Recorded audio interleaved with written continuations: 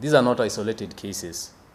They are systematic acts of repression and reflect a disturbing escalation in police brutality under the current regime. We condemn in the strongest terms the use of excessive force by law enforcement against unarmed civilians. The right to protest is enshrined in Article 37 of the Constitution of Kenya 2010, and no government has the authority to silence its citizens through violence.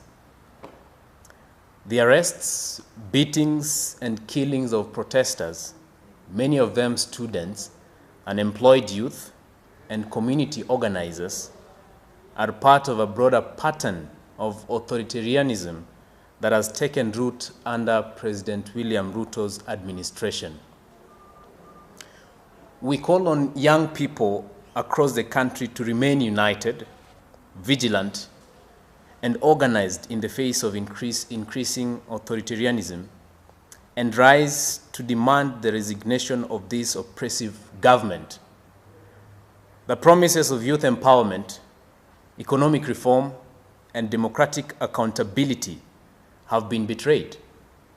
Instead, we are met with rising taxes, shrinking opportunities, and a police force turned against its own people.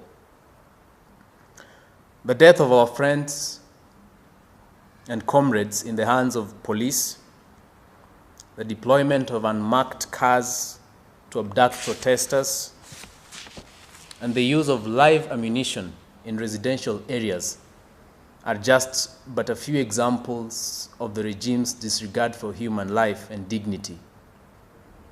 And therefore, the slogans "Ruto must go," "Muuaji," "Mwizi," and all the others are not mere chants.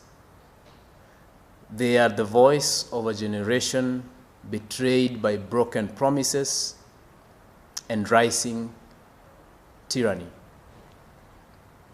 We are also deeply alarmed by the disturbing trend of a few complicit judicial officers imposing excessively punitive and unaffordable bail terms on innocent Kenyans who are maliciously charged. And we saw these at Kahawa Law Courts.